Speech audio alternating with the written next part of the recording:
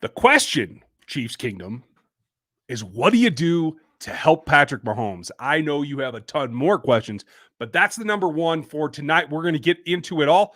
Welcome to RGR Football.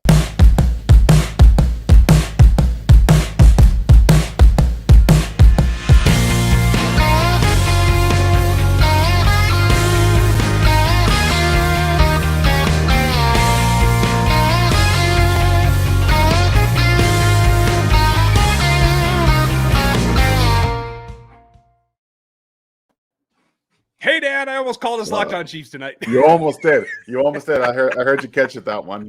I know the feeling. I sometimes do the exact same thing when I'm doing my videos for here or Fantasy Football Astronauts. So it just kind of gets confusing sometimes, and you've juggled more than I do. So it is what it is, folks. Hope you guys are doing well. If you're new to the channel, like, sub, hit the bell notification. We got a lot to talk about tonight. He's Dan Harms. That way. This one. This guy. Film analyst here at RGR. I'm Ryan. This is me going rogue. This is how the channel started, and this is going to be how it goes forward. If you want to support us, if you would hit the super chats, that always helps. Grab some gear in the RGR store, and that helps as well. And for all you new members, and there are a bunch of you. Thank you. First off, thank you. Yes, the memberships are a great way to support this channel as well. And we do a ton. We have a ton of contributors. Aaron's in the house. Stevie's in the house. I'm sure Gooch will be here. Hopefully the rest of the guys will be here as well. We have a lot going around and a lot going on. And so the memberships, the super chats, the gear, all of it helps us. And I just want to say, for you that are new to the memberships, and for all of you members, last night's members show was the most watched members only video that I've ever done. And I just want to say y'all are some sick puppies. And I'm glad you're here. Because if you just want to hear me cuss out loud about things that piss me off, well, I guess I'm going to have to start doing that more since you guys dig. I mean, if it's going to be watched so much, I'm going to start letting loose on there too a little bit more. Start just getting record here. I'm glad you guys dug that. Again, it's not something that I let my fan out very often, but hey, when things frustrate you guys, I want to make sure that you hear that you're not alone, because things frustrate me, not just as an analyst, but as a fan sometimes too. There's a reason that I cover this team. It's because I follow this team. For those of you who don't know me, I follow the Bears and I follow the Seahawks too. I've lived all over the AFC West. Every town that's ever been in the AFC West, I've lived there. So I know all those teams, but this is the one that stuck with me for the longest time. So I care about it, and it's important to me. We have a couple of super chats already. We'll get to those real quick. We're going to keep doing this, aren't we, huh? Yeah. We're going to keep doing this. Good. Okay. I see. Make one mistake, and now it just haunts you forever. That's okay. I'll hold you to it. We'll see. Folks, if you don't know, Gooch is one of our members and one of our contributors. You can find him on Rogue Life. That is a members-only show, and you can find him on RGR, Rogue Head Huddle with Steve Keys. He's in the chat as well. That's going to be on Fridays now. It's been doing well here on the Friday slot, and I think that's where we'll try to keep it going forward. Oscar, thank you for your super chat. We appreciate the support. Fran Tarkin and Steve Young, Favre, Wilson, Murray are past, present, successful QBs. Casey, please let Mahomes be one who is. Yeah. I mean, I know this is frustrating. This is 4 losses out of 7. This is not like we're not talking Detroit Lions futility here, folks. So it's going to get turned around. Let's hope it doesn't take another draft to get it done or another free agency period to get it done. But it will get taken care of. In fact, that's one thing that I said last night that I wish I doubled down on, and I'll do it now. For me, the biggest crime that you can commit this season is wasting a year of Patrick Mahomes' young career. Yeah, it is, and it'll get solved. I think the offense has been outside of the Tennessee game. The offense has moved the ball at almost will on every single team they've played, and just the turnovers, like that's what it's been, and that's what it's going to come down to. Honestly, that's how it is. Okay. Folks, we're going to try to speed through here so I don't fall behind. So we're going to hit them a little bit quicker. We'll try not to just shortcut some of your questions, but we're going to try to hit them all. And Dan, take this one because I'm interested in your take on it. All right. Thank you, Alan, for the question. Does Reid have too much power in Kansas City? So, and who's really in charge? That's the $1 million question, isn't it? Does Andy Reid really run the show, or does Brett Veach actually have more say than Andy Reid does? I'd bet that Andy has more because he was hand-selected. Brett Veach was hand-selected by Andy Reid. So at some point, we have to question whether him having too much power hurts the team. And I think that's a valid question to ask because it's not working in New England. Bill Belichick's a terrible GM and coach. He can't draft. And outside of some gems here and there, I think last year's draft was relatively good so far in terms of the players that you're getting to do what they do well. That's just, I won't talk about positional value. I won't talk about any of that stuff. Players that are contributing early. There's been some improvement. But if you look past drafts, I think that they've been very bad in drafting. So maybe Andy Reid's got a little bit too much power in that regard. I won't say it's very bad, but I will say that I think he falls in love with players, sometimes at Brett Veach's instigation. I think they both have a tendency to do that to the demise of some draft classes. Mm-hmm. Let's hope that they can turn that around. Yeah. Want to hit John's. It's not a question, but John, you're absolutely right. This is like the perfect hat for me. I got down there. It's blue, which I love, rock chalk. It is Bahamian, and it's got a 4-leaf clover on it. And I'm like, 98% Irish and Scottish, so you can see how that works out. So yes, thank you. And I know there's a few people from the Bahamas that are certainly watching after all the conversations I had down there. Well, I hope y'all are doing awesome. Well. Chris, I just feel deflated. What is something that I can look that was good from yesterday? We hit the linebacker play. We were both happy with that. Looking back, this was probably the most effective in terms of a snap count that Dan Sorensen was. He only had 16 snaps. He didn't mess anything terribly up. So, limited snap count was good for him. Weird. Higher snap count was good for Juan. Hey. Oh, weird. Almost like we've been saying it all season, right, guys? Yeah, maybe. I think, yeah. Pono's fed up, evidently. Pono, hope you're doing well. Wow. And he needs to retire. His age affects his passion and motivation. He is the problem. I'm not there yet. I can understand why you're frustrated. I'm just not there yet. I do feel like he's protecting some players and some coaches that maybe aren't quite there right now. But that's what he does. He's going to take it on himself. But mahalo for the comment. I'm just not I'm not quite with you yet, though, Pono. Thomas, thank you for the support as always. We appreciate you being here, buddy. And folks, I do want to say one other thing. If you want to get with the members and get into the Discord, had several people get added here this week. And like I said, there's a lot of new members that wanted to see some fire last night. Appreciate that. If you do, and you do want to get into the Discord, which is the chat board community that Stevie and Gooch and Aaron run, you can do it here. You just got to send me an email at RGR Podcast and make sure you tell me who your new username is, because I got to cross you off the list and do that stuff. And if you just send me an email, it might not match. So if you would help me out with that, that would be wonderful. Let's see. And we got to get back to Day-Days. Thornhill, Gay, Bolton played great games of mine. I was very pleased with the play from that trio. Offense is too predictable. Have to adjust. That's a good point, Dan. How would you adjust them? They need to start handing the ball off more in RPOs. We've been calling it for the last 2 years, and I thought the addition of this offensive line would help them do that. But there are so many times where you see Mahomes barely fake it. You can't keep linebackers and some of your corners to the play side honest if you're just kind of half giving it off to Darrell Williams or whoever the running back is, and you're immediately pulling it. There was multiple times that I saw that he could have just handed it to Darrell, and they would have just plowed everybody down. They would have run. They did it in the second half or the second quarter too, where they just handed it off to Darrell in an RPO, and he runs for 15 yards, but it got called back for a dumb penalty. They need to do some more things with the RPO game specifically to run the ball to make defenses respect it, because no one respects it right now, especially when you run it 5 times with Darrell yesterday. Yeah, and that was the problem. And that the nicest run of the day for him was the one that got called back. Yep. Kyle, if you had full control of the franchise, what 3 changes would you make, players, etc., immediately to right the ship? Wow. I will tell you this. I would give the second quarter solely to Eric Bieniemy. I would just hand him board and let Andy do his thing. He kicks off the games. He kicks off the second halves. Great. Let Eric take control for a while. It doesn't have to be the whole game. Just give him a quarter and let's see what happens. Let's change that up enough. What else would you do? Well, I'm benching Frank Clark, and that's more for a send a message. He's not playing, and at some point on a defense that's not getting much push up front or anywhere on any part of the team, you need to bench people. People need to be benched. Dan Sorensen got benched because he's not good, and Juan Thornhill has stepped up in his spot. You got to find the players that are willing to give the effort, and I'm not seeing it out of some of the guys on the defensive line. specifically Frank Clark, and to an extent Chris Jones, which we have talked about a lot. So there has to be some situational benching, in my opinion.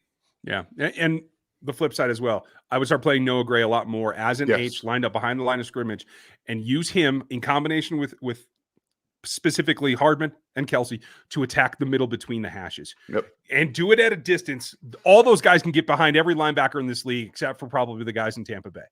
So get them behind the linebackers, but make those safeties come up, and that will open up the old school Chiefs offense. Pono, Brett needs to take some of the blame as well. That's true. But like we said, we are pretty sure that he's the guy that takes the orders in the room. Brett Veach doesn't give orders to Andy Reid. Does Andy ever chew out his players for their bad performances, or is just whatever, and he will brush it off? I have seen him get fired up a couple of times, and I know the beat reporters have seen it as well. It is always behind closed doors. He will never embarrass a player. He's there to protect and mentor them. That is not his thing. Nope. Never has been, never will be. And that's why he gets to where he gets. That's why his players love him. Okay, now we can say the league has caught up and figured out the team scheme. No, and like I said, like earlier in this chat, I think the Titans game has actually provably been a one-off performance in the offense outside of the turnovers. So you just obviously it's not easy to do. Just take them away. Don't look at it and look at them moving the ball up and down against everybody. They've done it against everybody, and something happened mentally against the Titans, and they just couldn't do anything. The interior of the offensive line got manhandled for the first time all season. Every time they seemingly figure something out, something else breaks down. And by manhandled, do you mean they were out physicaled? Yeah, I didn't think so. Yeah, I felt like they were beaten off the ball. Well, that too, but that gets to the point of maybe they're the more physical bunch in terms of being able to get that push when you get off, but they're being slow. They were slow, and that's one thing that the Titans front four is. It is fast, and it will get after you, and it showed all game. Yeah, that was the overriding thing that stood out to me, is that they were just getting off the ball so well. One of the worst monikers you can have is that you aren't tough. The label is called soft. Rank this team's toughness on offense and defense. And thank you, Jimmys. We appreciate you as always. Go ahead, Dan. So I think on offense, they're still very tough. Like I may have misused the term there with the offensive line, but I would how do we want to rank it out of 10? Yeah, probably easiest to do. I think the offense in and of itself is about an 8 or 9, considering how many guys play through injuries. They're consistently trying to work through all of the holds that happen on every single play. Travis Kelce is held on every play, every single one. So I think the offense is an extremely tough group. And I think the defense, some of the guys are about a 9-10. I think collectively they're a 5. That's exactly what I was going to say. This team is soft. They wait. They don't beat anybody up. They get out physical to every week, despite having ability that would say otherwise. I think it's a motivational aspect myself. Yes, we know his name's Gooch, Stevie. Thank you. Thank you. And everyone wants to know how you're doing today, Dan. And I'm doing, Are you okay? Okay. I'm still steaming because I've already rewatched some of the broadcasts. I don't have the All-22 yet, so it's kicking in, and I'm just want to throw things, but I'm okay. I worked out this morning. I'll work out tomorrow morning to get rid of it. So it is what it is. Ryan, don't think I'm crazy. Is it time to hit the panic button? If you guys, after I came down from my my rant yesterday, I had a lot of media hits last night. I did Locked On NFL. I did Locked On Now. I did radio of all places in Nashville. Oof. That's fun. And here in Denver. And I told everybody the same thing. In the movies, you get that dramatic thing, right? When they're going to launch the nukes or whatever, and they flip the little clear plastic thing off of it. That's up. But my thumb's not on the button yet. It's approaching. I think it's so here's the button's right here. Here's where your thumb is. It should be like right about here. And it's just kind of inching closer. It's just inching closer. Day defense did a great job stopping the run. Defense played a game that I feel they should have won if our offense had played like they should have. Very disappointed. I'm close to agreeing with you, but they gave up a lot of passing that they shouldn't have. I don't agree with it because, in my opinion, from what I saw, I think the Titans could have just turned it right back on. They slowed it down in the second half. They scored on every possession in the first half, and then as soon as the they waited for the Chiefs offense to basically show themselves as a threat, and it never did. So they just were in cruise control all game. The only thing that I would say is that the offense had held their water and at least put up some points that took them a little bit of time. I don't think the defense would have been as worn out in the second half. No, very much so. If they put up 14 points in the first half, it's probably a little bit different. Yeah. I don't know if it's enough to win, but it would have helped. Thank you, Danny. Scott, do you guys believe that Andy's head is not in the game or more focused on the field because of the sun? I don't think the sun has anything to do with it, you guys. I think he's like probably exhausted. And it's just like the Mahomes with his brother and his fiance, his wife stuff. Like I this doesn't affect them, and they're very good at compartmentalizing. Like they can deal with it at a different time, and they focus. That's why they're professionals. That's what they do. Yeah, I mean, was it in the off season? Yeah, I'm pretty sure it was. Yeah, but now, 9 months later, I don't think that it is.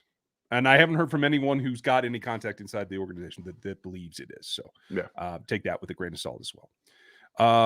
Daryl, yes, Ryan, we needed it. That, and yes, we listened to you too, by the way. Okay. All right. Okay. Well, I guess we got a new thing going. Let's do it, man. I'm ready. At this time, someone has to be held accountable for how flat the team looks and how they're being schemed out every week. Who gets held accountable? The problem is it all rests on one head, and Andy's not going to call his guys out. I mean, and like I said last night on that thing, you have no option. There's no one on the staff now that I feel could step in if you were to replace Steve Spagnuolo. There's nothing you can do that would effectively change the process. You can't punish him. You can't demote him because there's nobody to take over.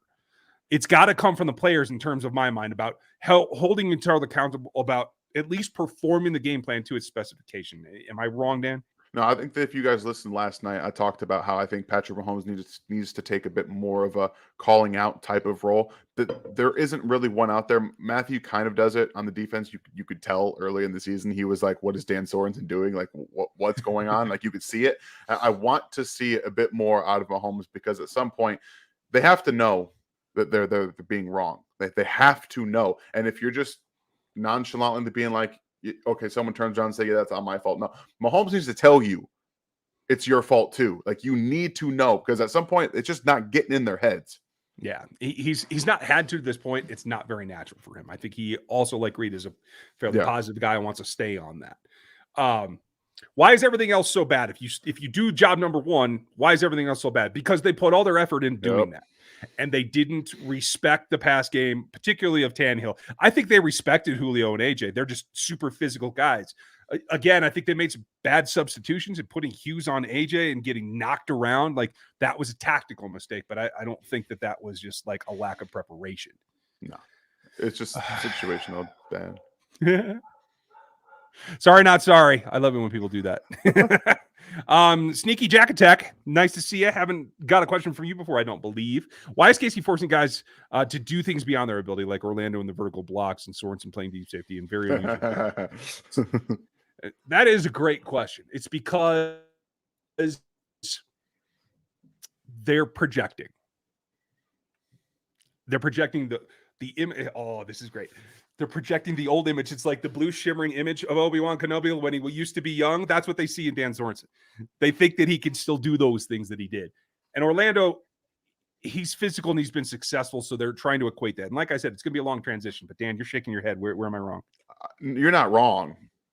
I'm just the fact that they knowingly traded for a guy who was unathletic, and they're like, "Hey, we're going to let you vertical set all game with a guy who gets to 10 yards back on third down and long," because that's how the offense is scripted, by the way.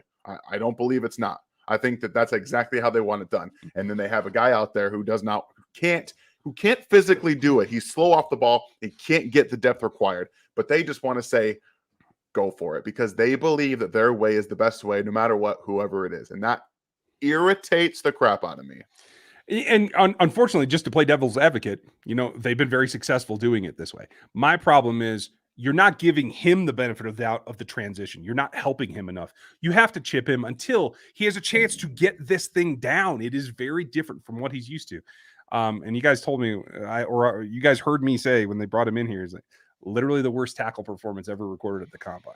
So you have to give him a little bit more leeway and a little bit more help. What does Gooch have here? In my opinion, early success has extinguished the fire, and we're not hungry. Fat paychecks aside, Is it time to maybe think of injecting some new blood? Yes, but how? You can't effectively go trade for anybody because you don't have the cap room. You could cut somebody and make a difference. I mean, quite frankly, if Frank Clark missed a couple more games like due to injury, which I'm expecting, what's the point of having him on the roster anyway? It's the money. I think it would still be. It's more dead money if he doesn't stay on the roster throughout the season. Yeah. Like I said, that's why the best course of action, in my opinion, is to bench him. You're paying him anyway. Just bench him. Yeah. And granted, they just released Damona Harris today, so why not? He'll be back. And Damone played a couple of good snaps here in the last couple of games, trying to batten things down while Frank was out. So I like Damone. Thank you as always, Gooch. Scott, I think we answered your thing about Orlando. Do you think? Okay, we're not going to that one, Nathan. That was rather rude. I don't like to go there. Come on. Very inappropriate. William Bradley. Thank you, William, as always. Remember the good old days when Tyreek destroyed zone coverage with quick slants underneath? When 87 was in the middle of the field and 15 had a 91 PFF grade versus zone. Those were the days. They were the days. Unfortunately, you can't do the same old thing because everybody's seen it on film. So you got to keep changing up. And Andy's good at being creative. For some reason, he doesn't want to be a creative in the direction that they need to be right now. And good Lord, I'm behind already. Dang it. And I missed something from Andy. Yes, chat board reference. You heard me right, Andy. That's as close as I get. Remember, I'm old. So plug the phone line into your computer so that nobody else is exactly. And you got to make sure nobody's on the line, dude. That's the way that it goes. If I could make that AOL sound, Andy, I would. You're killing me, Smalls. I guess sometimes I miss you. Sometimes, Edward, thank you for the super chat. What's with Mahomes throwing balls that he throws too low and skitter across the turf? He's thrown 3 or 4 of them a game. Some are by design, some are mistakes. That's my take on it. Specifically, the one that comes to mind is the one to McKinnon in the flat. Mm-hmm. Like, that's the one that comes to my mind, and it's because he wanted so badly to take a deep shot. And then he ends up falling off of it and then just kind of chucking it at the flat. He didn't reset his foot. He didn't do anything differently. He just said, I'm going to throw it in the flat. And then that's what happens. There are other times, especially he did, I think, on a screen once yesterday where he's throwing it at the ground to make it an incompletion and not try to do the crazy things that he's been doing. Like, I could see the effort not to try to give up a crazy, stupid interception again. So it's in the back of his mind, but he's fighting his own instincts all day long. Do they have performance-based contracts? If so, do they get used? Got millionaires laughing and joking on the sidelines. Yeah, I agree with you. That is not fun to see, Alan. Nope. And no, that's not the way that these are structured. Bonus, there are markers per performance that kick in bonuses, but it is not strictly based on performance. No. Tom, nice name. Have we had success with PM in the past against too high, say, deep and zone defenses? Why can't they look back and cause at least some of those plays again? They're trying. They're just not protecting long enough for him to get to it. He's still relying on the longer developing plays to try to attack him. You can attack a cover 2 in 2 ways. You can hit him deep along the sidelines, or you can hit him intermediate in the middle. Those are the 2 open spots against a cover 2 high. He just wants to hit the home runs all the time. He's got Brett Favre in the back of his head. He's like little dude on his shoulder. You can throw it all the way down there. Go for it. That's what I think. I also think that the route construction is not what you need. You're not seeing drags across the field. You're not seeing levels concepts. You're not seeing more of the sail routes and those corner routes.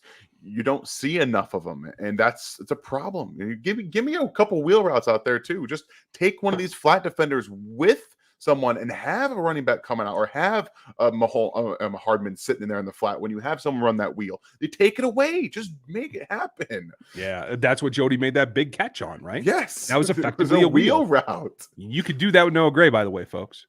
Michael, we absolutely agree with you. At some point, they got to do it. I don't know if it's going to happen yet.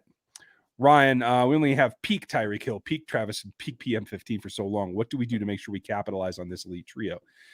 You bring balance back to the force when you're drafting, when you're working your off season, so that you do provide a little bit more talent on the defensive side. And it's not just Christmas presents under the tree, toys for Mahomes. You know what I mean? Man, I'm telling you right now, has everyone seen Liar Liar? Has everyone seen it? Like, I don't remember. You've never seen Liar Liar? I don't remember. Is that the one with Jack Black and what's his face? Jim Carrey. Yeah, and Jack Black, right? No. No? No. Well, then I didn't watch it.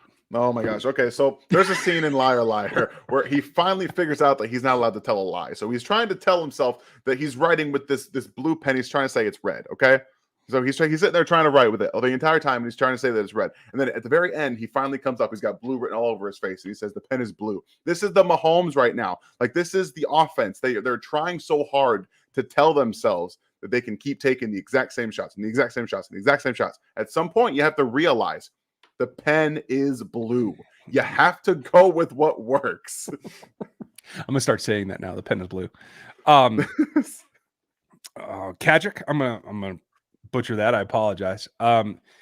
It's that you have a fair point. Like, yes, they're definitely they are making adjustments at the half. You'd like to see them do it a little bit earlier on the run, but quite frankly, I can't fault that. Most teams aren't able to really get a real good adjustment pattern down until halftime. Yeah, it's just kind of been circumstantial for this past game, but I think they did a good job in against the footballs. The footballs. Adam, how are you? Thank you for the super chat. Appreciate the support. We keep saying that other teams had good plans against us. When was the last time we could say that Andy prepared a good game plan to it and adjusted well? That's a very, very good point. It's been a long time. It's been quite a while. I dropped some hints early in the season when you heard them repeat things that they said after the Super Bowl, like, we were prepared for man coverage. We didn't think we were going to get this. That's exactly what I was hinting at without calling anybody out. But that's exactly it. The plans have to change. You can practice all you want. You have to practice plays that are effective against what you think you're going to see. Now, that's all a roll of the dice as well, but nobody in this league is going to roll out there and cover you in man single high because they don't have to. He's got the lowest blitz rate of any quarterback in the NFL. He's at under 11% blitz, and everyone knows it now. Every DC of the league understands if you just pressure with 4, the line doesn't hold up long enough, and he'll eventually make mistakes, and that's what they're betting. I'm sad. Sorry. I'm sad. Here, take this one and make somebody feel better, including yourself. All right, thanks, Charles, for the question. I understand why they overhauled the offensive line, and I agreed with it at the time, but should they have focused more on plugging a few holes and spending more picks on defense? So here's the truth of the matter. I think possibly, as well as Joe Thuney has played, maybe don't spend $18 million a year on a guard. Maybe don't spend $18 million on a guard. Because I don't think that's rightfully allocated resources as much as you're getting a good player. You can make it work, as we've seen with 3 rookies for the majority of the season, and use that money to bring in a defensive end. I don't know. Or just don't bother trading your draft pick for a tackle who's not right for the system. Draft a Defe Owe. Maybe. You think Owe would have made a difference on this defense? Yeah, I think he would have. But again, yes, I think that everything outside of the Thuney thing, and I like him. He's a great player, but he's a guard. Okay, there is a huge amount of money invested in a left guard for the next 5 years that didn't need to be spent. Yeah, we'll see how they adjust to it. We'll see what the cap goes up to. If they get what they hope for, 275 cap, it's not going to have that impact that we're worried about. But if they don't, they'll be in trouble. It's just for this year, just for this year. Okay. For this one. I get it. Eli, I lost your comment there, but yeah, going no huddle, it is effective. If you try to sustain that, it generally works itself into a problem. Staying in a 4-minute offense the whole half will lead to, I think, worse play overall. I think that's what they're trying to avoid as well. Let's see. Katie. Is there any way to salvage the season at the trade deadline? No. I don't think they're going to be trading for anybody at the deadline, guys. I don't think so. Unless they can get somebody to take something off their hands that includes some cap space. Maybe they could work that. I don't know. Salvage the season, absolutely. If you turn around and you stop trying to play hero ball and you get Patrick to actually sit down and concentrate and hit his 7th step and step up into the pocket and get the ball out. It doesn't have to go towards somebody. It has to go over somebody's head. There are ways to get rid of the ball that you don't incur a penalty without putting yourself in danger. And that's what they have to do. They have it within their realm to get back on top of the AFC West, certainly. and they can work themselves definitely into a top seed in the playoffs. Can they get the number one? I don't think so at this point. No, but I think we're looking at more of a wild card type berth as of right now. Yeah, because you have to rattle off a lot of wins. Well, and here's the good thing. None of it matters. You're either the 1 seed or you're not, because nobody else gets a bye. There's no other advantages. You get a little bit of home field, but the Chiefs don't care about home field. This is not a home versus away thing with them. So I'm not concerned about playing away in January. So yeah, Katie, they could definitely, this season is not too far gone.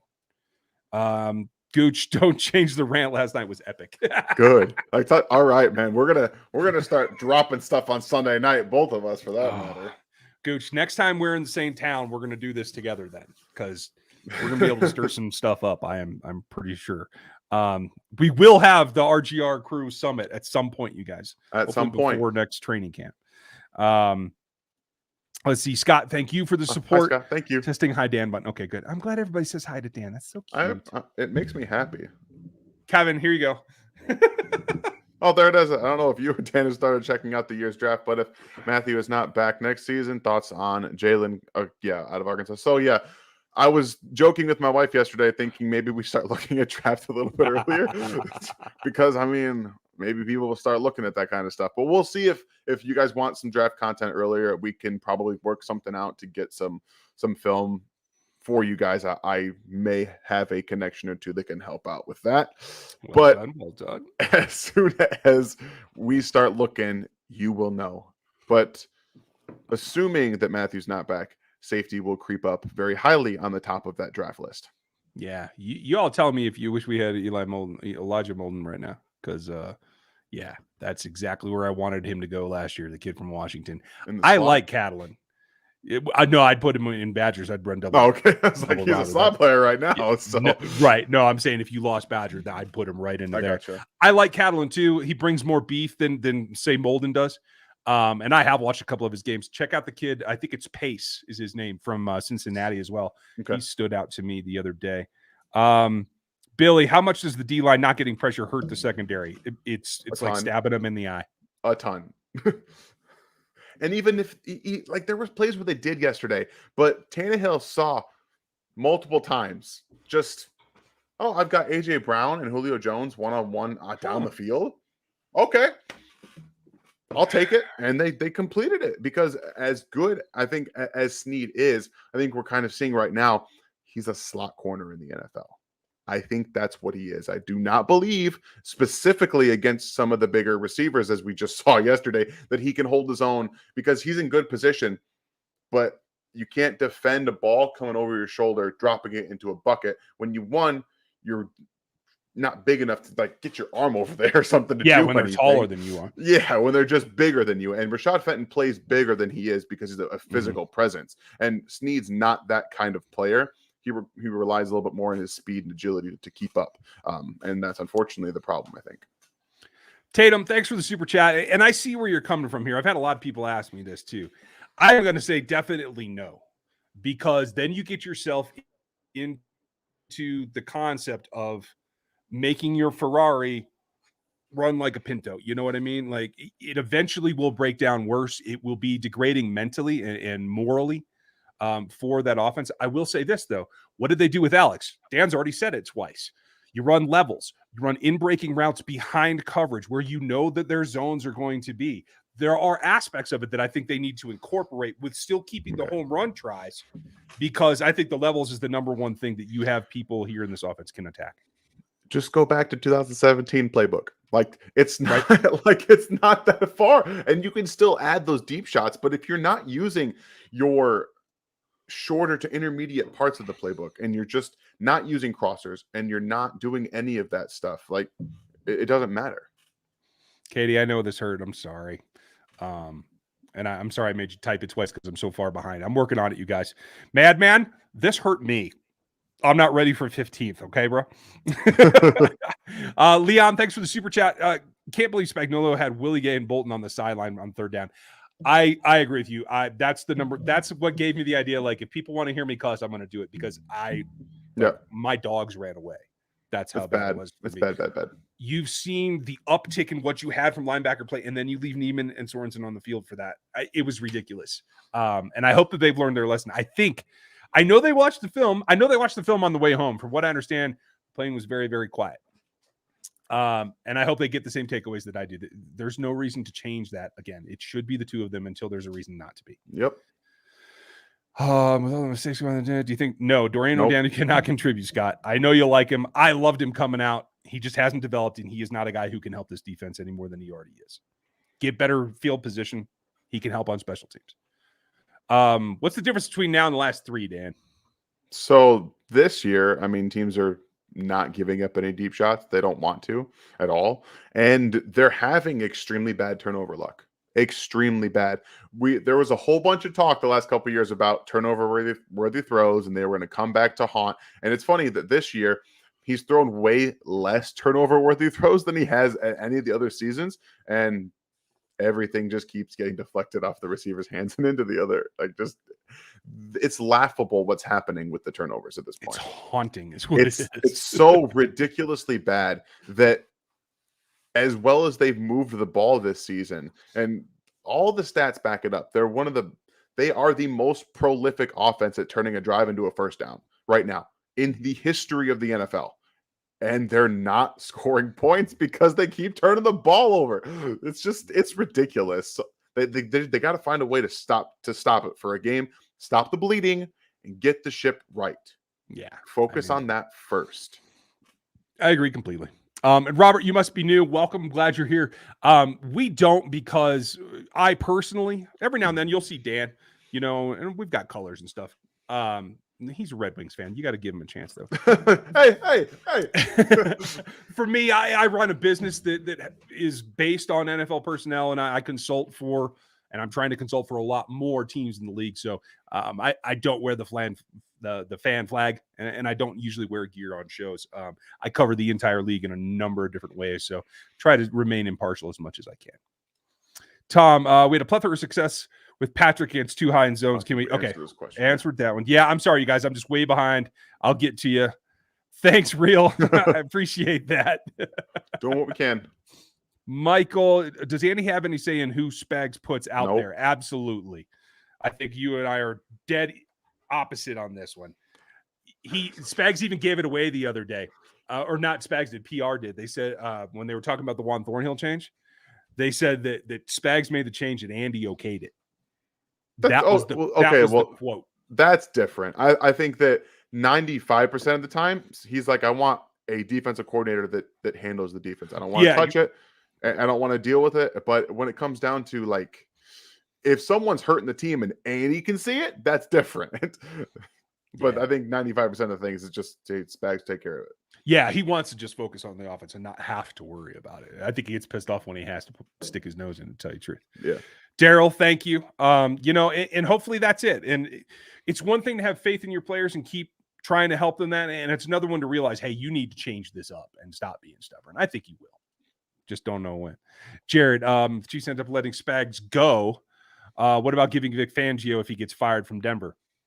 Vic's a very good coordinator. I see Vic very much in the same way I see Rex, right? Not a head coach. Good coordinator.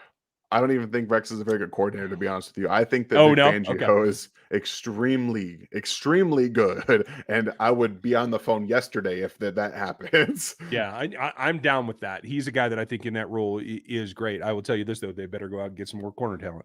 Oh, yeah. You need it. Jason, how are you? How much blame do you give Brett Veach? And is his seat getting hot? No, his seat is not getting hot at all. It's cool as a cucumber. The only one who gets to fire him is Andy or Clark. That's it. And they're not going to. No. But no, and I'm sure if you get to talk to Veach someday, I will. I'm sure he would say, yeah, this hasn't worked out the way that I wanted it to. I mean, all these things are calculated risks. Speaks was a calculated risk. Clyde was a calculated risk. They fell in love with him. They like what he brings to the offense. That's why they went away from 16 corners they could have had that are playing better than everybody on this roster except Snead. I don't know how often Ryan and I have to do this, but we have to end up defending a pick that we never would have made. We talk about this all the time, and I know that everyone, you all talk about me as a Clyde defender. I defend him only because I have to, okay? We would not have selected Clyde in the first round. Trayvon Diggs would have been a Chief, or Christian Fulton would have been a Chief if the situation was different. But guess what? He's not. It's Clyde. So we And have if they were to both gone, Jalen Johnson would have been a chief if we were in charge. And he's a really good corner too for the Bears. And just if you guys go check out my Twitter here, I'll take this down for a second so you can see it. Check that Twitter. I put the still image of the moment Clyde was selected for our reactions. This is my reaction, by the way. I was in shock. And again, it's not a dig on Clyde. It's not. Clyde's going to be a good back. He's just not a value in the first round. No back is. Oh, and I love all you running backs that are like, why do you hate us? Yeah, right. Why not let William Bolton play on third down and distance? Yeah. It's because of experience. That's the only reason. Yep.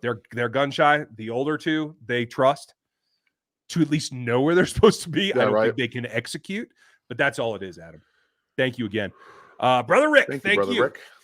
Chiefs have to make teams respect the run. Yeah. Defense has to grind out ways to get off the field. You're absolutely right. And if Andy had listened to me, that's what they'd be doing, but nobody listens to me over there. It's an old school way of thinking. You're right. But this call is for shaking it up. I could see them going old school for a week or two just to get somebody back. They got to do something. They were moving the ball too. Like outside of that second and long run, which don't get me started. They moved the ball. Like they had 5, 10, and then they just were like, we're done. Yeah. We're done. It was discouraging. Okay, I'm gonna have to do something funky because I have missed like 8 super chats that I can't even display right now. Oof, we got lots of questions. Yeah, so we're gonna shrink that down so I can share this window maybe. Sorry, guys. Yeah, I apologize. We even said before we started, we're trying to get through this as best we can tonight. Let me get caught back up. We got Leon's, we got Daryl's, we got Rick's. We're on Brother Rick's, right? So the next one was from Gooch, and I'm gonna share this just because I feel terrible. Yeah, I feel bad too. Like we thought we were doing better and then just find ourselves even further behind. I felt good about it for a minute. It was terrible. Okay, so here we'll do that. And now hopefully you guys can see some of these. I can't really make those bars go away, but I can maybe. Sorry. I'm going to zoom it in a little bit so you guys can see. Okay, there we go. So from Gooch. I'm a competitive person, but when I see a 20 million laughing on the sideline in the middle of a good old-fashioned whipping, makes me angry with the team. I completely agree with you. Yep. And that's, like I said, that's the thing that really fired me up yesterday too. Like, that's just not okay. No. And I know that at that point, the game's out of reach and there's nothing you can do about it. Well, don't sit there and be happy. It's that scene from Moneyball. That's what losing should sound like. If you're not winning, don't be happy. I think that says a lot about where we are with that particular player. Stevie, would you tear down the defense next year? And if so, what all would that look like? What would you keep? Whew. Damn, Stevie, you always push me to the limit. That's a question. But, okay, so ever since the Super Bowl, the defense has been getting progressively worse. Like you have the bad defense in the year before the Super Bowl. You have a pretty good top, probably 13, 14 defense the year after, and it's been bad 3 out of the last 4 years. The defense has been bad. Yeah. The problem is you don't have athletes at linebacker outside of Willie Gay. You don't have athletes at defensive end, and the guys you're playing at defensive tackle, you're playing at defensive end because you don't have any defensive ends, and you still have corners that are unathletic outside of L'Jarius Sneed. You have to inject athletes at every level of the defense. So yes, I'm going to blow up most of this. I'm going to get rid of almost every defensive end we have. Not every, because you need some continuity, but you have to inject athletes at every single level of the defense because that's the way that the NFL is going. Players are bigger, they're faster, they're stronger. Offenses are just better. You have to be able to cover every level of the field, and the Chiefs can't. Now, if this was last night, I would say just simply you have to give a blank. But it's not, so I'm not going to go there. Not cussing so YouTube can take me down. I'm not going to do that. Not happening. But I will tell you this. You have a good point, Dan. I don't think it requires jettisoning. I don't think it has to be burnt down to the ground. I think you have to get rid of bad contracts. So Frank Clark has to go. Anthony Hitchens has to go. You have youth at the linebacker level. I'm good about that. You have to continue to feed that, and you have to pick up a couple of savvy veterans that can be backups, and you have to let Benjamin go, and you have to do that. But like you said, you have to invest in pass rush athleticism, You have to stop this versatility thing. I'm done with it. I need a true edge bending pass rusher. I mean, you guys remember when I was screaming for Brian Burns a couple of years ago, right? Oh gosh, Brian. See Burns. how that looks. Versatility is a good thing, but it can't be the basis, because now you see what you get is that you have a bunch of hybrids and nobody's excellent at anything. Yep. And same thing goes for the cornerback group. They have to jettison enough contract cap space so that they can get one veteran corner. Kyle Fuller seems to be on the block, by the way, folks. Yeah. And then you have to reinvest, not just in young. They went back-to-back second-round picks at the linebacker. They got to do that at corner, if not number ones, in my opinion. You can fill in wide receiver 3 however you need to in the coming years. You have to get – I still feel – and there's a lot of people, I see more and more talking heads saying that you have to invest at safety, not corner now. Well, I think we've seen what the result of that is. Yes. And it's not getting you wins. Okay, sorry, off my box there for a minute. Let's get Joseph's before we fall even farther behind. Yeah, we're going. Is it me or both offense and defense need to go back to more specific, simplistic, scheme? Patrick double clutching and run more. He does double. Like yesterday was a pandemic of double clutches. Every single time he went to throw the ball, he clutched it. Whoop. You have to get the ball out faster. And multiple times he went against his instinct to throw it to an open guy for who knows why. They have to just let the ball flow, let it be quicker, and you can do that by running the ball a little bit more on those RPOs, like we've talked about. I'm with you. I'm 100% with you. Nathan came back with another one. Thank you, Nathan. I'm sorry, guys. I had to keep up the good work. I listen to every video at work. I'm still hopeful that we can turn it around, and you should be, and I'm hopeful with you. There is a chance. Josh fan, how are you guys? If you guys haven't seen, Josh has his own channel. Go check him out as well. At what point does Clark Hunt storm into the coaches and GM's office and ask what the hell is going on? Get into gear. Has he already? It will never happen. That is not who Clark Hunt is. He is the antithesis of Jerry Jones. His dad hardly ever did that, to tell you the truth. Yeah. And he hired Andy to run the entire show. You will not ever see that happen. Could it help? Probably not. Yeah, probably not. I don't think so. Because Clark isn't an X's and O's kind of owner either. So I think it is just going to be what it is. And the football minds are going to have to take care of the football tasks. And I'm going to have to scroll better because clearly I'm dumb at this. What did I do? What are you doing, man? I don't You're know. all over the place. I know. It's the arrows to go down. And I tried. That was when it was clicking and not like actually going anywhere. Okay, I think we got that one. Yeah, I'm done. See, it's not going anywhere. I was trying. Oh my gosh. All right, I'm just going down to the bottom and we'll go from there. There we go. Okay, so we got Josh's there. Now I got it. My vote for the season is spring cleaning, and then call Riley, Matt Campbell, Eberflus, and Joe Brady. I'm sorry, I just think you need someone with no emotional attachment to the roster. Well, Brady's going to have emotional attachment to Clyde. I'm going to tell you that. Yep. Eberflus, there's somebody on here that played for him too. I can't remember. And you got to remember, you can't do anything on the offensive side because that's Andy's domain. And Eric's right after. So I see where you're coming from. I get it. Tom, how much freedom is Patrick allowed, or can we give him get him to audible to a better player, or could he how could we be if he did that more, Dan? So I don't know how much freedom he has within the offense to. I know he makes checks and he does his kill every once in a while, but I don't see him making many audibles. Like there are a lot of quarterbacks, Tom Brady, Peyton Manning, those kind of guys, Aaron Rodgers, that have the freedom to do that. I don't think Andy Reid gives his quarterback, gives Patrick Mahomes the freedom to do that. I don't believe he does, but I mean, I could be wrong. Could be. Mike, I just wanted to say thank you. That was a thank big you, one. Mike. I didn't quite catch the dollar amount there at first, but we appreciate the support. That was very kind much. of you. I didn't mean to gloss over your thing there, but you're right. I mean, on the defensive side, especially, there's going to be coaches fired, and Fangio certainly seems to be one of them.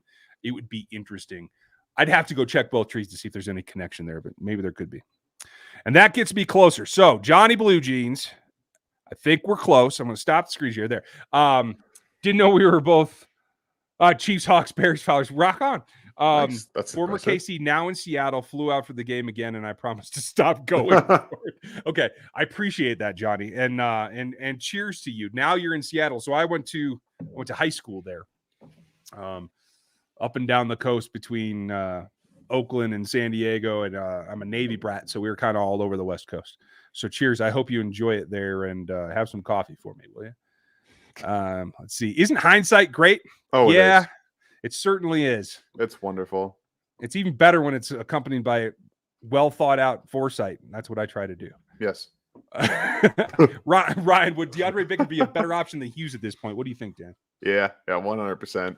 I didn't like the move bringing in Hughes anyway. He was a guy who hasn't been very good, and he showed some in the preseason, and progressively it's been getting worse as the season goes along, and he's a liability against a decent wide receiver out there just running straight down the field, and he just gets pushed away because he's just not, for some reason, the physicality that he came into the NFL with is gone. It's gone. Yeah. And I'm not sure why. No, I will say this too. I thought he started out pretty solid, but the more film they've gotten on, the more they've attacked him successfully. So that's the way that goes. Let's see how he reacts. I disagree, though. I don't think Baker's ready physically, and he hasn't had a chance to grow into the defense anymore. He's got some raw skills. I don't know if in the end, if that's really an upgrade right now, though. So I'd be a little reticent about that, but. Can't hurt to get a young guy that you're probably going to have around for a while. More reps. Yeah. And if it comes down to that, if it's a flip of a coin, you're absolutely right. That's the way you got to go. Ryan, I hate to ask this, but were we too quick to anoint LJ as the next great thing? I mean, if he doesn't rebound from this, maybe. But, I mean, what we saw on the field last year was legitimate for all the accolades that he got. And it is another thing that, again, more film for people to study. I do believe he will bounce back. I'm hoping so. I'd like to see him. I think he might be more in the slot from here on out, though. Yeah. I mean, sorry, I must have missed something, Stevie. A question about Snead's struggles lately. I will tell you this. I think he, like Mahomes, is trying to do too much. He's missed a couple of jams and then been behind on the route. He's looking to make plays, and there are a couple of times where he's in good position, like you said, Dan. And he's just missed timing leaps. He has good leaping ability too. So even against taller receivers, he has a chance to go get the ball at least. And I'm not sure what it is. I think it is that they've put him into this nickel spot that fries you in terms of the mental wear on what teams do option routes out of that spot. It's a lot more challenging than playing outside on the boundary. So I don't know. I've never spoken to him. I didn't get to talk to him pre-draft or anything. So I don't know where he's at, but I do believe he'll rebound. That's just my thought. Good question, Dan. You got to take that one. He was about to slide on the fumble. He really was.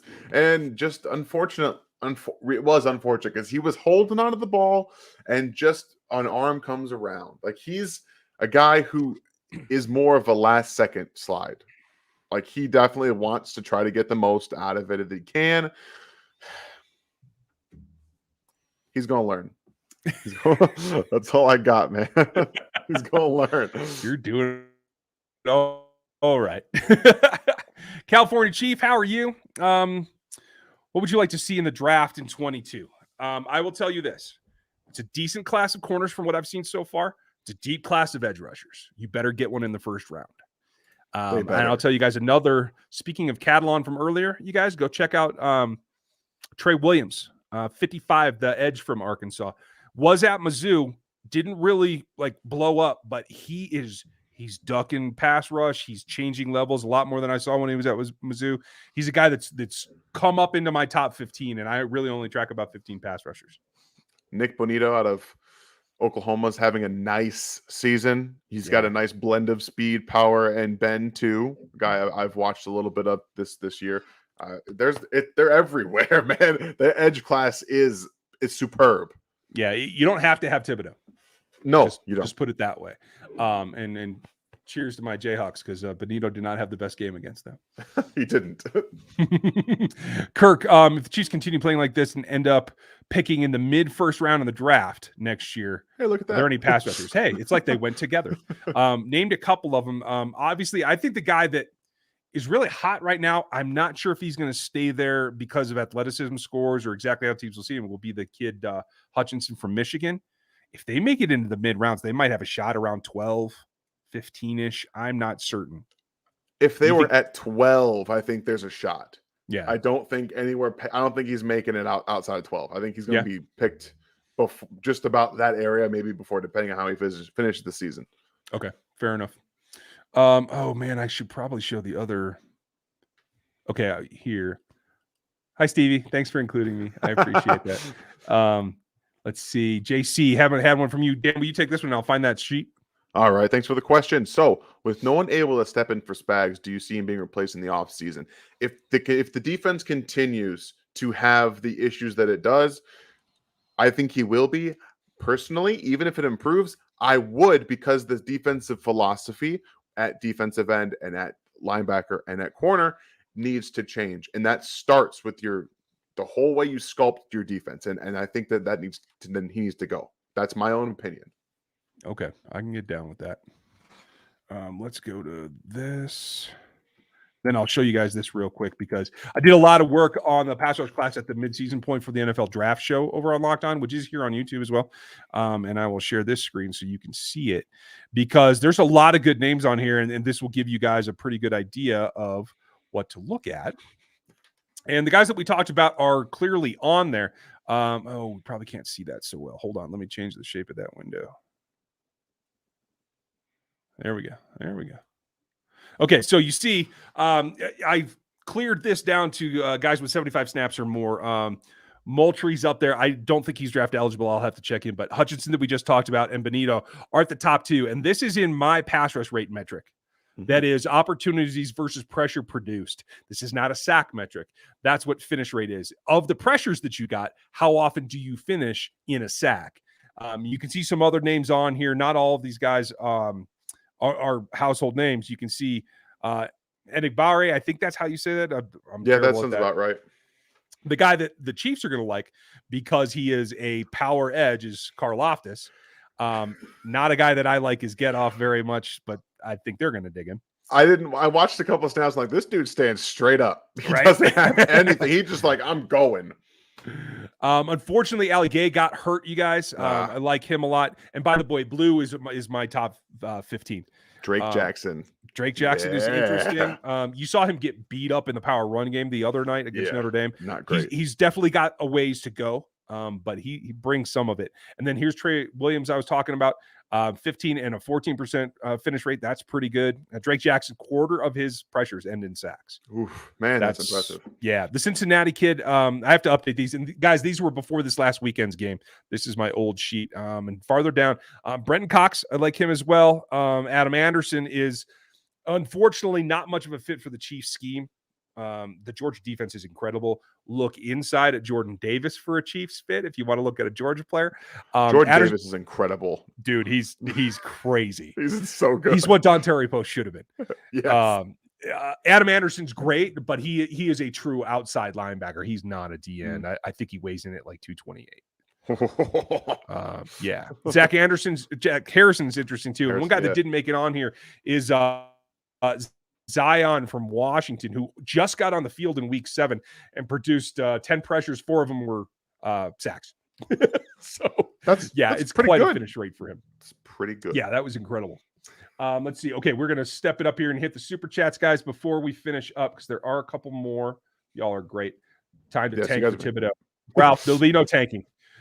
He's going to go number 1 overall, so it's not going to matter. It's not going to happen. You can't get there from here, brother. Let's see. That's Stevie talking to someone. That's not a question. The baby. Would it work if we played Tom Brady ball, went at New England in quick passes, and then set up for the big shot? I mean, yeah, that's part of it. I don't know about quick passes, because McColl isn't exactly going to beat man coverage press, especially right off the bat. I don't think any of the X's are right now. So you got to be intermediate in my mind. They got to make it work. Like Tampa Bay has the wide receivers capable of doing that. And they use Mike Evans for the outside. They have Godwin and Brown for that short intermediate passing game. And the Chiefs, They don't. And the guy they use for the deep ball is a guy you would normally use for your quick passes. So it's kind of at a no-win situation for that kind of way. It kind of is. Okay, we got Stevie's. Let's get Josh's. Okay, good. If we lose Eric Bieniemy, would it be worth looking at Alex Smith as an OC since him and Pat seem to have a good relationship? Your thoughts? So I think what we're seeing is that Kafka is going to be elevated immediately. I know he's already been getting some head coach interest as well. But Alex, I would need to see Alex do something first before just immediately throwing him into an offensive coordinator position. I need to see some kind of ability to coach. And that's not saying that I don't think he can coach. I just got to see it first. And I'm not just going to throw someone into an OC position. Yeah. You got to elevate Kafka and Phil Axe at the quarterback role. And I think that's a perfectly good I would love it. I would love it. Josh. Yeah. Thank you, Josh. And thank you, Philip. I'm not seeing a question from you, but I'll keep looking. Real quick, Chris Anderson, I think you know my answer. What do you think, Dan? Yes, the answer is yes. The answer is it's 1,000 times yes. Like, okay, good. Just want to make sure we're on the same page, looking at the same stuff. How do you feel about Orlando Brown and Tootie switching spots? It's not even close to possible. Big no. Hi, Avery. Neither of them can do the other job. You got it. Oh. Tooney's feet are good, but he can't take the power from the edges, and Orlando will get beat up because of pad level and power. Hi, how are you? Can you say hi? Did you miss me? You wave. Okay, good. Thank you. Say good night to everybody. Night, night. And I remember those days. Now my kids are like, Dad, will you get off the computer already? Do you think Mahomes is dropping 10 yards deep is hurting the offense? It feels like our tackles aren't athletic enough to cover the ground. Yeah, I mean, that's what we've been talking about. And I do feel that Niang has that ability. He's, again, a rookie for all intents and purposes. Yeah, and it was not as big of a deal as some people on Twitter are making it out to be. I've been charting the snaps. I'm not all the way done yet, but I've gotten through quite a bit of them. And the first half, it happened maybe 2-3 times, all in situations that, in my opinion, the Kansas City offense plans for. And they plan for him to do that. I think that it's baked into the offensive scheme. And at this point, it's a personnel issue, not a scheme issue, because it's Mahomes. This is what he's done, and they know it. It's year 4 or 5 now. Like, come on, they know what he's doing.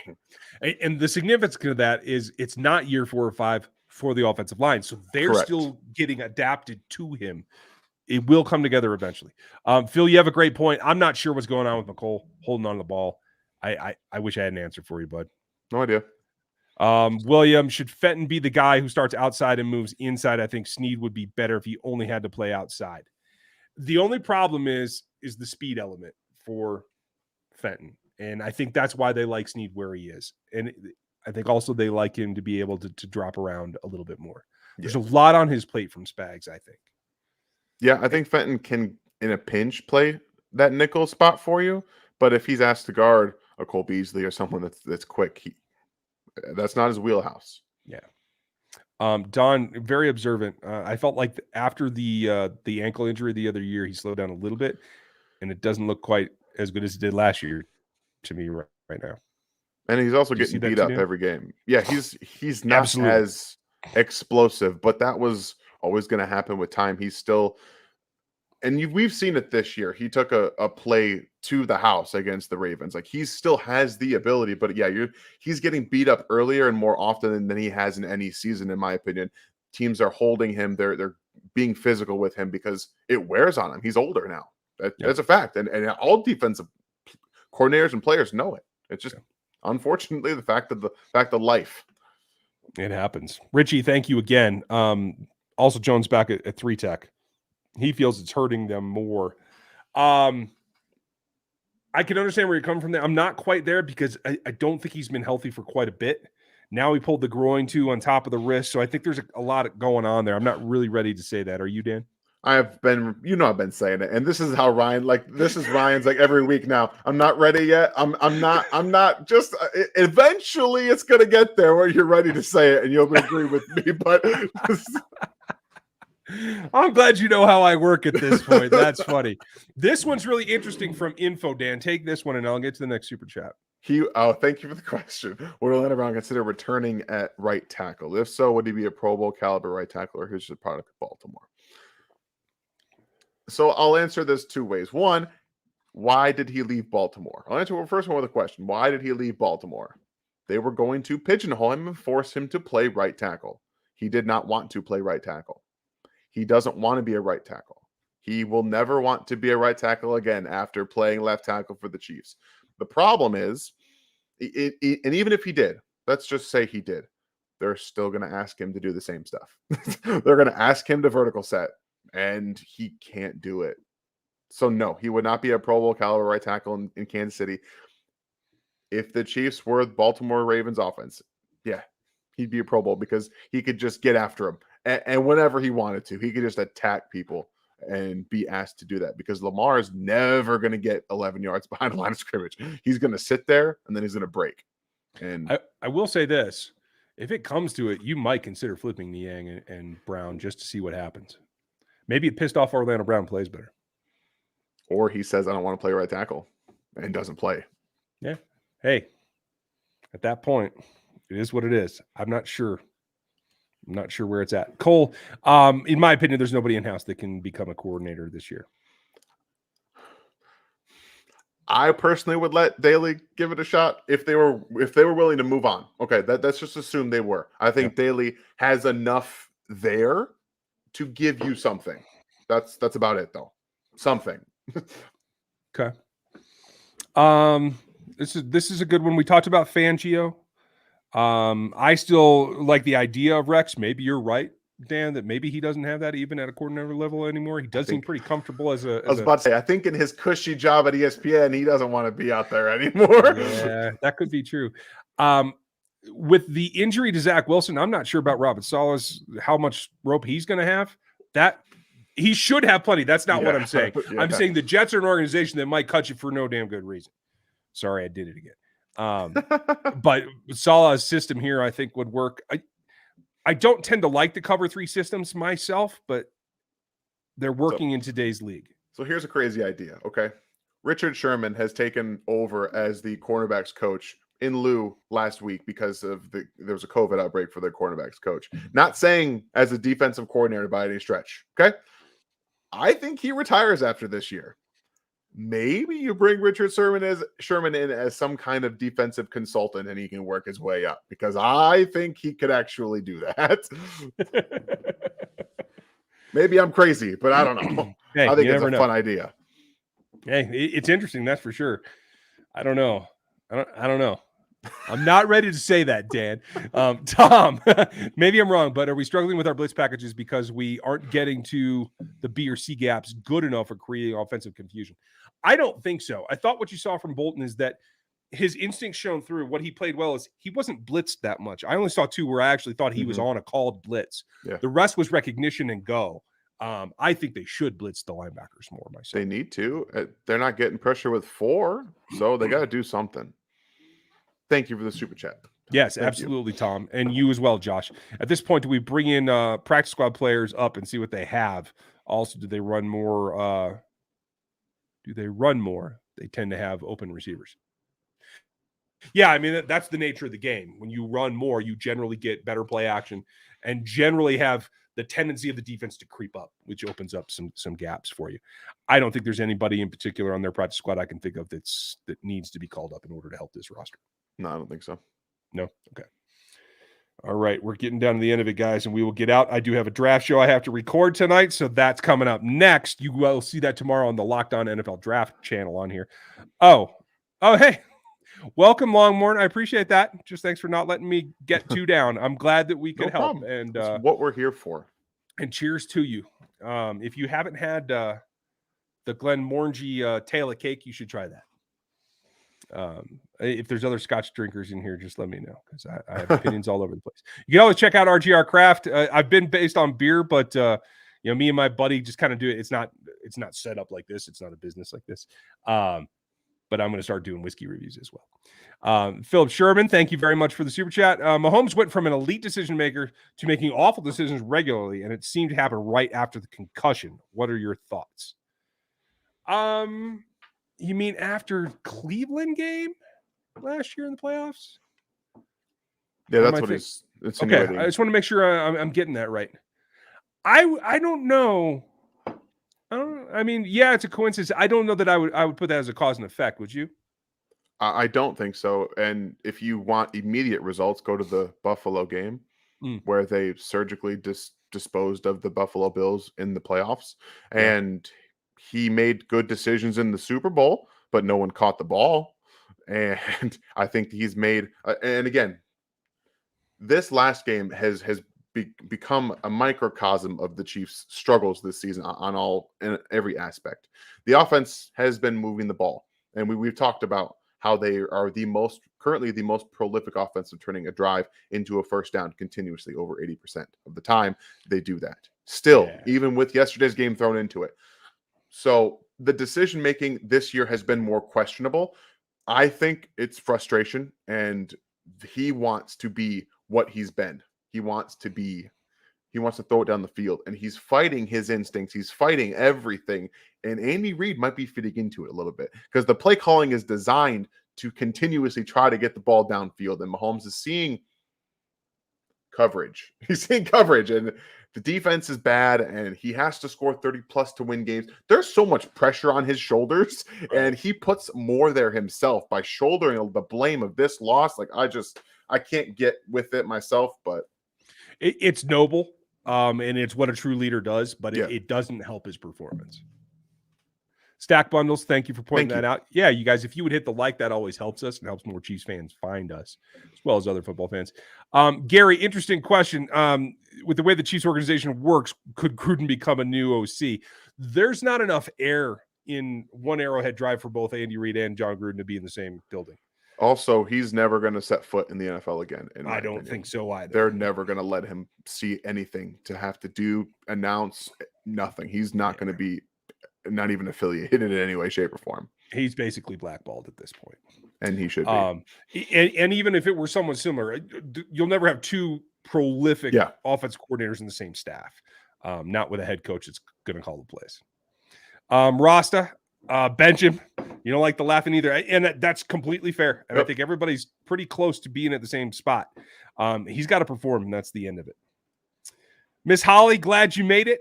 Nice glad to see you you, guys Holly. were all here. We hope that we answered all of your questions. I know we're about 12 minutes over. I'm trying not to make it too much worse. So thank you. And thank you for everybody guys done the last couple of days. I'll look at doing the rants a little bit more. And Dan will have some film coming up here. I'll look at film too if I get a chance. Dan's been handling the bulk of it just because he's getting it faster than I am, and he's better at it than I am right now. I will have it to you tonight because I just got it myself. Oh, did you? Okay. Cool. Yes, I just downloaded it. Sweet. That's awesome. And I'll take a look probably later in the week, you guys. I am doing a lot of other pods as well. So check out Locked On Draft and Locked On Chiefs, of course. Thank you for tonight. We'll be back with you tomorrow. Seth and everything later in the week, just like normal. Pretend this is a 7-0 team. The schedule staying the same. You guys have a great night.